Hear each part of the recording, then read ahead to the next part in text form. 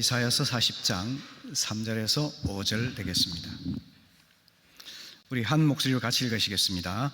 자, 시작. 외치는 자의 소리여 이르되 너희는 광야에서 여호와의 길을 예비하라. 사막에서 우리 하나님의 대로를 평탄하게 하라. 골짜기마다 도두어지며 산마다 언덕마다 낮아지며 고르지 아니한 곳이 평탄하게 되며 험한 곳이 평지가 될 것이요 여호와의 영광이 나타나고 모든 육체가 그것을 함께 보리라. 이는 여호와의 입이 말씀하셨느니라. 아멘. 아멘. 다른 분들도 너무 작은 것이라 생각하지 말고 일상 속에서 겪은 그런 감사의 일들, 또 감사의 제목을 가지고 함께 예배 속에서 또는 감사 게시판을 통해서 꼭 나누시고 참여해 주시기를 부탁드리겠습니다. 오늘 본문은 예수님의 성탄을 준비하는 대림절 예배에서 종종 인용되는 말씀 되겠는데요. 본문 배경을 잠깐 살펴보면은 하나님의 심판을 받아서 이스라엘 백성들은 70년간 포로 생활을 겪게 됩니다. 그 치욕스럽고 고통스러운 포로 생활 속에서 하나님께서는 자유와 해방을 주시겠다고 약속하시고 이제 광야로 오신다 이렇게 말씀을 하십니다. 그래서 이스라엘 백성들로 하여금 여호와께서 광야로 오실 때에 여호와의 길을 예비하라 이렇게 명령을 하시는 것이죠. 1절 말씀을 보시게 되면요, 너희의 하나님이 이르시되 너희는 위로하라, 내 백성을 위로하라 이렇게 하나님께서 말씀하십니다.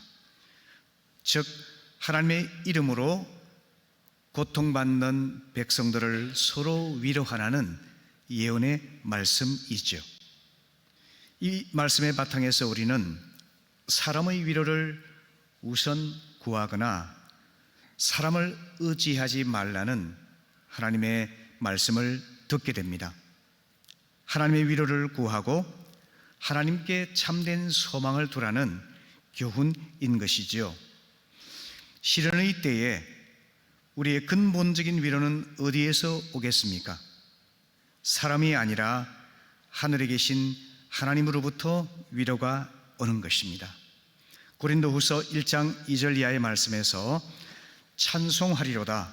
그는 우리 주 예수 그리스도의 하나님이시요 자비의 아버지시요 모든 위로의 하나님이시며 우리 모든 환난 중에서 우리를 위로하사 우리로 하여금 하나님께 받는 위로로서 모든 환난 중에 있는 자들을 능히 위로하게 하시는 이시로다 이렇게 말씀합니다. 하나님 아버지께서는 자비로우시고 은혜로우셔서 당신의 백성들을 고아처럼 내버려 두지 않으십니다. 그러므로 하나님의 위로를 구하며 하나님께 참 소망을 두시기 바랍니다. 아멘. 2절 말씀에서 하나님께서는 너희는 예루살렘의 마음에 닿도록 말하며 그것에게 외치라. 그 노역의 때가 끝났고 그 죄악의 사함을 받았느니라. 그의 모든 죄로 말미암아 여호와의 손에서 벌을 배나 받았느니라 할지니라 이렇게 말씀을 하십니다. 이사야에게 전하라고 말씀하신 이 예언의 뜻은 뭐냐면 하나님의 심판은 끝났고 이제 그들의 죄를 사하시며 그들이 꿈에도 그리던 고향 땅으로 돌아갈 수 있도록 해방시켜 주시겠다는 약속의 말씀이지요. 여러분, 하나님께서는 우리의 죄를 사하여 주시기를 기뻐하시는 분이십니다. 시편 32편 말씀에서 허물의 사함을 받고 자신의 죄가 가려진 자는 복이 있도다 말씀합니다. 그리고 우리가 죄를 고백하지 아니하고 입을 열지 아니할 때에는 종일 신음함으로 내 뼈가 쇠하였도다 이렇게 고백합니다. 주의 손이 주야로 나를 누르시오니 내 진액이 빠져서 여름 가뭄에 마름같이 되었나이다. 내가 이르기를 내 허물을 여호와께 자백하리라 하고 주께 내 죄를 아뢰고 내 죄악을 숨기지 아니하였더니 곧 주께서 내 죄악을 사하셨나이다. 이렇게 다윗은 고백을 합니다. 여러분, 사람은 짐승과 달리 영적인 존재입니다. 하나님과의 관계가 최우선적인 존재인 것입니다. 그래서 하나님께 죄를 짓고 하나님과의 관계가 불편한 채 살아갈 때는 마음이 편할 수가 없죠. 아무리 좋은 집에서 생활하고 맛있는 음식을 먹으며 몸 편히 지낸다 하더라도 죄의 사슬에 매여 있다면 우리의 집은 감옥이 되고 말 것입니다. 우리가 입은 옷은 죄수복에 불과할 것이고 우리가 먹는 음식은 교도소의 죄수들에게 주는 밥에 불과할 것입니다. 그렇기 때문에 우리가 사람으로서 받을 수 있는 최고의 위로는 하나님으로부터 죄 사함의 은혜를 받는 것입니다. 우리 모든 죄가 사함을 받고 하나님의 성령을 통해서 위로와 평안을 얻게 하신 다음에 하나님은 우리를 완전히 자유와 해방을 허락해 주시는 것입니다. 여러분, 지금은 이제 기말고사 때이죠. 학생들은 시험이 끝날 때가 얼마나 큰 해방감을 느낄 때이겠습니까? 저는 군대에서 제대할 날을 기다리면서 그렇게 지겨웠던 기억이 있습니다. 군인은 제대 때가 바로 해방의 날이 되겠죠. 병실에 누워있는 환자들은 퇴원하는 날이 해방의 날이 되겠죠. 감옥에 갇혀 있는 죄수들은 출소하는 날이 해방의 날이 되겠죠. 그와 마찬가지로 바벨론 포로된 이스라엘 백성들은 그 지긋지긋한 포로 생활에서 해방되어서 자유의 몸으로 옛 땅으로 돌아오는 것이야말로 그들의 소망 아니겠습니까? 이와 같은 해방을 선물해 주시겠다고 하나님께서는 선언하십니다. 주님께서는 해방 선언에 대해서 이스라엘 백성들이 어떻게 응답하기를 기대하실까요? 오늘 읽었던 본문을 보시면 하나님께서 이렇게 말씀하시는데요, 3절 말씀에서 너희는 광야에서 여호와의 길을 예비하라, 사막에서 우리 하나님의 대로를 평탄하게 하라, 이렇게 말씀을 하십니다. 여호와께서 해방자로 오시기 때문에 이스라엘은 광야에서 여호와의 길을 예비하고 사막에서 하나님의 대로를 평탄하게 하도록 선포하라는 것입니다. 여러분, 사막과 광야는 종종 같은 단어처럼 사용되고 있지만 사실은 각자가 독특한 뜻을 가지고 있는 단어입니다. 사막이라는 단어는 아라바인데요, 이 아라바는 아라브라는 단어에서 나온 명사입니다. 아라브는 방황하다 하는 뜻을 가지고 있는데요, 여러분, 우리가 알고 있는 아라비아 사막이라고 말하지 않습니까? 그 아라비아가 방황하다 하는 뜻에서 나온 단어이죠. 그래서 아라비아는 사막이라는 뜻입니다. 이 사막은요, 길을 찾지 못해서 절망 속에 방황하는 인간의 상태를 나타내는 단어입니다. 그리고 그와 비슷한 단어인 이 광야는요, 미드바르라는 단어인데 이 미드바르는 다바르라는 단어에서 나온 명사입니다. 다바르는 말하다 또는 인도하다 하는 뜻을 가지고 있는데요, 따라서 이 광야 미드바르는 하나님의 음성을 듣고 그분의 인도를 따르는 곳이 바로 광야가 된다라는 것입니다. 우린 나아갈 길을 찾기 위해서 절망 속에 방황하는 인생의 사막에 하나님의 세미한 음성을 듣고서 그 음성에 따라 살아가야 된다는 것을 교훈해 주고 있는 것이죠. 이런 사막, 이런 광야에서 하나님께서는 그의 백성들이 여호와의 길을 예비하라고 명령하셨죠. 예비한다는 단어는요, 장애물을 제거한다는 뜻을 가지고 있습니다. 그리고 쓰레기를 치워서 깨끗하게 정돈한다 하는 뜻을 가지고 있습니다. 그리고 평탄하게 한다는 것은요, 비뚤어진 것, 불균형한 것을 똑바르게 한다 하는 뜻을 가지고 있는 단어이지요. 그래서 이와 같이 여호와의 길을 예비하고 땅을 평탄하게 하기 위해서는 구체적으로 어떻게 하기를 주님께서 명령하셨을까요? 4절 말씀이죠. 같이 읽어보실까요? 시작. 골짜기마다 도두어지며 산마다 언덕마다 낮아지며 고르지 아니한 곳이 평탄하게 되며 험한 곳이 평지가 될 것이요. 낮은 골짜기는 도두어지고 높은 산과 언덕은 낮아지고 울퉁불퉁해서 고르지 않은 땅은 평평하게 되고 거칠고 험한 땅은 평지가 되도록 하라, 이렇게 말씀하고 있습니다. 그럼 이 말씀의 의미는 과연 무엇일까요? 성경의 영적인 진리는 우리의 마음에 우선 적용되어야 하는 것이 마땅합니다. 신앙은 결국 마음에서 시작되기 때문이죠. 누가복음 17장 20절 이하에서 주님께서 이렇게 말씀하십니다.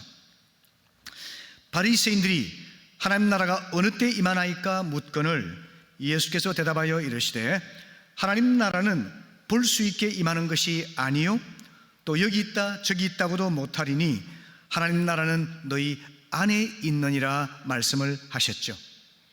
하나님께서 임하셔서 다스리는 영역이 바로 하나님 나라가 아니겠습니까? 하나님께서 임하셔서 통치하시는 영역, 그것이 하나님 나라라고 할 때 하나님 나라는 우리의 마음에서부터 시작이 됩니다. 마음에서 다스림 받아서 우리의 생각과 언어와 행위에 이르기까지 다스림 받을 때 우리는 하나님의 나라가 되는 것이죠.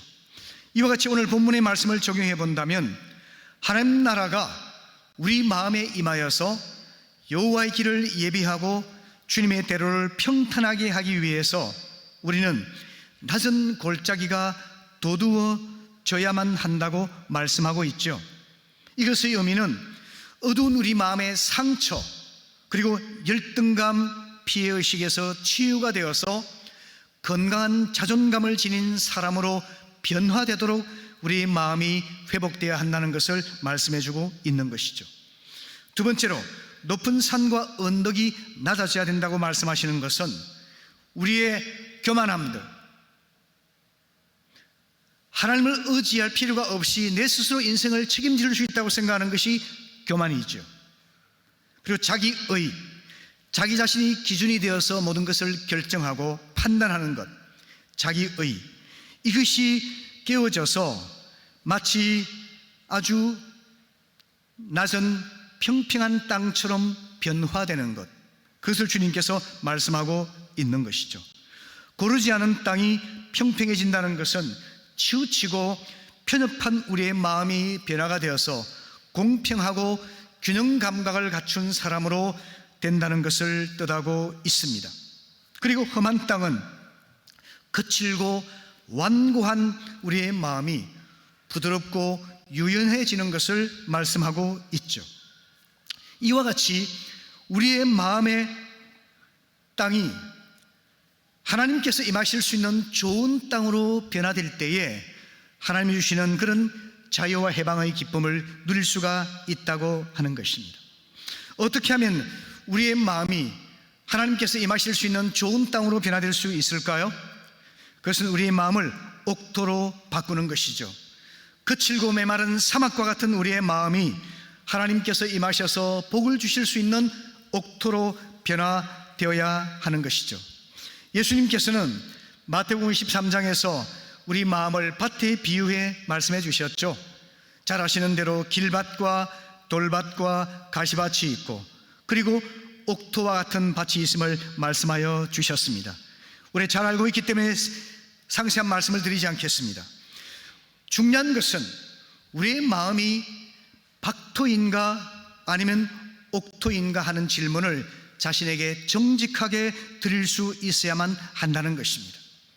비록 우리가 규칙적으로 예배와 봉사의 자리에 나와 있지만 예배 속에서 눈물과 감동과 변화가 없는 형식적이고 그리고 몸이 건조한 신앙생활을 하고 있다면 나의 마음이 묵은 땅과 같지 않은지, 박토가 되어 있지 않는지를 질문해 보아야 한다는 것입니다.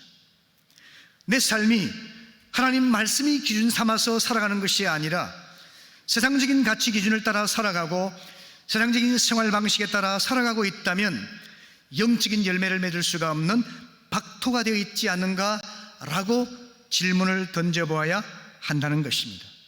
오늘 이 아침 우리 마음이 열매 맺지 못하는 사막처럼 메마른 땅이 아니라 하나님의 말씀을 스폰지같이 잘 흡수하여서 성령으로 인해서 아름다운 열매가 풍성하게 맺혀지는 옥토 같은 마음이 될 수 있기를 바랍니다. 이를 위해서 딱딱하게 굳은 우리의 길밭이 부드럽게 변화되어서 옥토가 될 수 있기를 바랍니다. 우리 마음속에 있는 걸림돌, 돌을 골라내어서 옥토 같은 밭으로 변화될 수 있기를 바랍니다. 은혜를 가로막는 가시와 같은 것들을 다 제거해서 하나님 말씀이 풍성한 결실을 맺을 수 있는 좋은 밭이 될 수 있기를 바랍니다. 이런 변화의 행동에 대해서 주님께서는 호세아 10장 12절에서 이렇게 말씀하고 있는데요. 너희 묵은 땅을 기경하라. 지금이 곧 여호와를 찾을 때니 마침내 여호와께서 오사 공의를 비처럼 너에게 내리시리라 약속하고 있습니다. 다시 말하면 묵은 땅, 버려지고 메마른 땅을 옥토와 같은 좋은 땅으로 변화시켜서 참된 은혜를 경험할 수 있도록 하라는 것이죠. 그 말씀의 의미는 무엇일까요? 그것은 우리의 마음을 깨뜨리는 회개야말로 묵은 땅을 기경하는 첫 번째 행동이 될 것입니다. 호세아 10장 13절에서는 주님께서 이렇게 말씀하시는데요. 너희는 악을 밭가라 죄를 거두고 거짓 열매를 먹었나니 이는 내가 내 길과 내 용사의 많음을 의뢰하였음이라. 이렇게 하나님께서 책망하십니다. 이 말씀의 의미는 스스로 자신의 인생을 책임질 수 있다고 생각하는 어리석은 교만, 마치 높은 산과 언덕과 같은 마음이 되겠죠. 그것이 낮아지고 깨어져서 저는 하나님 없이는 한순간도 살 수가 없고 한 걸음도 나아갈 수 없는 자입니다 라고 고백하는 데까지 이를 때 우리의 묵은 땅이 기경되어서 은혜를 받을 수 있는 좋은 땅으로 변화될 수가 있는 것입니다. 여러분, 오늘 이 아침에 자신의 능력과 자신의 노력을 의지하면서 살아가는 인본주의적인 삶의 태도가 있다면 겸손한 마음으로 주님 앞에 고백하며 주님, 한순간도 한 발걸음도 주님의 손을 놓치고서는 살 수가 없습니다. 겸손하게 은혜를 구하며 주 앞에 엎드릴 수 있기를 바랍니다. 이처럼 가난하고 깨어진 마음이야말로 은혜 받기에 합당한 마음인 것이죠. 누가복음 18장 13절의 말씀에서 세리의 기도 내용을 잘 알고 계시죠. 멀리 서서 눈을 들어 하늘을 우러러 보지도 못하고 다만 가슴을 치며 가로되 하나님이여 불쌍히 여기옵소서 나는 죄인으로소이다. 그렇게 기도를 하고 있지 않습니까? 자신은 언제나 옳다고 생각하고 언제나 완전하다고 생각해서 자기 자랑과 자신감에 가득 차 있었던 바리새인과 달리 이 세리는 눈을 들어서 거룩하신 하나님을 바라볼 용기도 갖지 못합니다. 그리고 가슴을 치면서 애통해하는 목소리로 말을 하죠. 하나님, 저를 불쌍히 보아주십시오. 저는 죄인입니다 라고 말이죠. 자신이 죄와 연약함으로 인해서 부끄러움을 느낍니다. 그리고 슬픔을 안고서 눈물로 기도하고 있지 않습니까? 이렇게 깨어진 마음이야말로 우리의 마음을 옥토로 기경할 수 있는 첫 번째 단계가 되는 것입니다. 우리의 이런 마음이 있도록 함께 기도할 수 있기를 바랍니다. 성도 여러분, 어두운 마음의 상처와 열등감이 있습니까? 그 자체를 안고 주님 앞에 나오셔서 주님 안에서 건강한 자존감을 가진 사람이 될 수 있도록 기도하시기를 바랍니다. 고르지 않은 땅이 있습니까? 우리 마음속에 편협함과 편견이 사라져서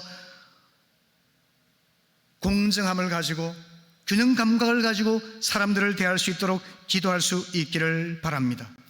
자신을 높은 산과 언덕처럼 자신을 높이고 자신의 의에 따라 살아가는 사람이 있습니까? 그 자기 기준에 따라 남들을 판단하고 정죄하고 공격하기 쉬운 성향을 가진 사람이 있습니까? 주님 앞에서 자신의 가슴을 치면서 애통하면서 주님, 저는 죄인입니다. 하나님의 자비가 필요합니다. 이렇게 기도할 수 있기를 바랍니다. 여러분, 이와 같이 우리 마음의 땅이 변화되게 되면 우리는 하나님 앞에서 열매 맺기에 좋은 땅이 되어서 하나님께서 우리에게 임재하시고 하나님이 주신 참된 마음의 평안과 자유함과 해방을 선물하셔서 주님 원하시는 열매를 아름답게 맺어갈 수가 있는 것이죠. 두 번째는 마음의 흙을 잘게 부수는 말씀의 쟁기가 꼭 필요합니다. 봄이 되면 농부는 겨울 내내 딱딱하게 굳은 흙을 잘게 부수어서 부드럽게 만들기 위해 애를 쓰지 않습니까? 그때 사용하는 도구가 바로 쟁기이죠. 굳은 땅을 갈라엎어서 잘게 부수기도 하고, 돌과 자갈이 있으면 캐어서 골라내기도 하고, 가시와 엉겅퀴가 있으면 불에 태우고 뿌리는 뽑아 내어야만 하는 것이죠. 이런 과정을 통해서 돌처럼 딱딱해진 굳은 흙이 잘게 깨떨어지고 곱게 변화되어서 마음껏 열매를 맺을 수 있는 좋은 땅으로 변화되지 않습니까? 그처럼 하나님께서 우리 마음을 잘게 부수어서 부드럽게 만드시고 하나님의 은혜가 우리 마음속에 흘러 스며들어갈 수 있도록 하는 것이 바로 하나님의 말씀인 것입니다. 말씀이 곧 쟁기의 역할을 한다는 것이죠. 여러분, 하나님은 말씀으로 온 세상을 창조하셨어요. 하나님은 말씀을 통해서 영혼 구원의 역사도 이루어 주십니다. 믿음이 성장하는 것도 하나님 말씀을 듣고 적용할 때 이루어집니다. 하나님 말씀의 쟁기가 우리 믿음을 성장시켜 주기도 하는 것입니다. 말씀이 들어올 때에 우리 속에 있는 염려, 불안과 두려움, 교만, 편협한 마음들, 이런 모든 것들이 치유가 되어서 하나님 은혜 받기에 합당한 좋은 땅으로 변화될 수가 있는 것입니다. 말씀을 들을 때 교만한 자기 자신을 깨닫게 되고, 말씀을 들을 때 죄가 무엇인지를 알게 되고, 말씀을 들을 때 죄의 습관에서 벗어나서 하나님이 기뻐하시는 좋은 습관, 좋은 성품, 좋은 생활 방식을 가진 사람으로 변화될 수가 있는 것입니다. 이처럼 쟁기 역할을 하는 하나님 말씀을 소중히 여기시기를 바랍니다. 말씀 듣는 자리에 나오시기를 바랍니다. 하나님 말씀을 들을 때 열린 마음으로, 겸손한 마음으로 듣고 아멘으로 순종하여 적용할 수 있기를 바랍니다. 아멘. 예레미야 23장 29절 말씀 같이 읽어보실까요? 시작. 여호와의 말씀이니라. 내 말이 불같지 아니하냐, 바위를 쳐서 부스러뜨리는 방망이 같지 아니하냐. 아멘. 하나님 말씀은 불과 같고 방망이와 같아서 죄를 태우기도 하시고, 바위처럼 딱딱하게 굳은 우리의 마음을 부드럽게 만드시고 우리의 마음을 부수셔서 은혜를 받기에 족한 마음으로 변화시킬 수 있는 능력이 있는 것이죠. 히브리 4장 12절은 말씀합니다. 하나님 말씀은 살아있고 운동력이 있어서 좌우에 날선 어떤 금보다 예리해서 혼과 영과 및 관절과 골수를 찔러 쪼개기까지 하며 마음의 생각과 뜻을 감찰하고 판단한다 말씀하고 있습니다. 하나님 말씀은 수술용 칼과 같이 예리합니다. 우리의 숨은 생각을 드러냅니다. 미처 깨닫지 못했던 죄악된 것들도 밝혀내시고 우리를 지적하십니다. 책망하십니다. 정죄하십니다. 말씀 앞에 엎드려 회개하고 하나님 말씀을 받아들여서 순종함으로 우리의 마음이 치유되고 변화되게 하시는 것입니다. 그렇기 때문에 쟁기처럼 파워를 갖고 있는 하나님 말씀 앞에서 겸손한 마음으로 엎드려서 그 말씀의 인도에 겸손히 순종하여 따르는 우리 모두가 될 수 있기를 바랍니다. 그 그들에게 누가복음 8장 15절의 말씀처럼 좋은 땅이 있다는 것은 착하고 좋은 마음으로 말씀을 듣고 지켜 인내로 결실하는 자니라 하는 이 말씀이 이루어지는 것입니다. 우리 마음이 옥토가 되어서 말씀을 겸손한 마음으로, 열린 마음으로 듣고 아멘으로 응답해서 생활에 적용하게 되면은 이 말씀을 통해서 우리 마음에 많은 열매가 맺혀져서 우리의 삶이 옥토와 같은 삶으로 변화될 것입니다. 여러분, 우리 마음을 옥토로 기경하게 된다면 하나님이 어떤 복을 주실까요? 호세아 10장 12절을 보시면은 마침내 여호와께서 오사 공의를 비처럼 너에게 내리시리라 말씀하십니다. 하나님께서 그들에게 찾아오셔서 하나님의 의를 보이시고 은혜를 베푸실 것을 말씀하고 있지 않습니까? 지금은 겨울을 통과하고 있지만 이제 몇 개월 지나서 봄이 되게 되면은 봄비가 내리지 않습니까? 딱딱했던 땅이 부드러워지고 녹아집니다. 그리고 굳었던 땅이 풀리면서 이제 땅은 생명을 얻어서 풍성한 결실을 맺지 않습니까? 그것이 바로 하나님께서 이스라엘 백성들, 사막 같은 그들의 삶에 오셔서 그들의 삶에 생기를 주시고 생명이 자라나게 하는 원리와 동일하다고 말씀하고 있습니다. 이것이 바로 임마누엘의 복인 것이죠. 오늘 본문으로 돌아가 보겠습니다. 5절을 보시면은 여호와의 영광이 나타나고 모든 육체가 그것을 함께 보리라 주님께서 말씀하셨습니다. 마음이 옥토같이 잘 경작이 되고 하나님 말씀을 받을 준비가 되어 있을 때 주님의 영광이 나타나고 모든 사람들이 하나님의 임재하심과 하나님의 은혜를 경험하게 될 것을 말씀하고 있습니다. 그것이 바로 하나님이 우리와 함께 계시는 임마누엘의 은혜가 아니겠습니까? 바로 성탄절은 하나님이 우리와 함께 계시는 임마누엘의 사건인 것이죠. 이 성탄의 계절, 우리 마음이 옥토처럼 잘 기경되어서 하나님께서 우리와 함께 하시고 주님의 은혜가 우리 가운데 임하는 복된 시간 될 수 있기를 바랍니다.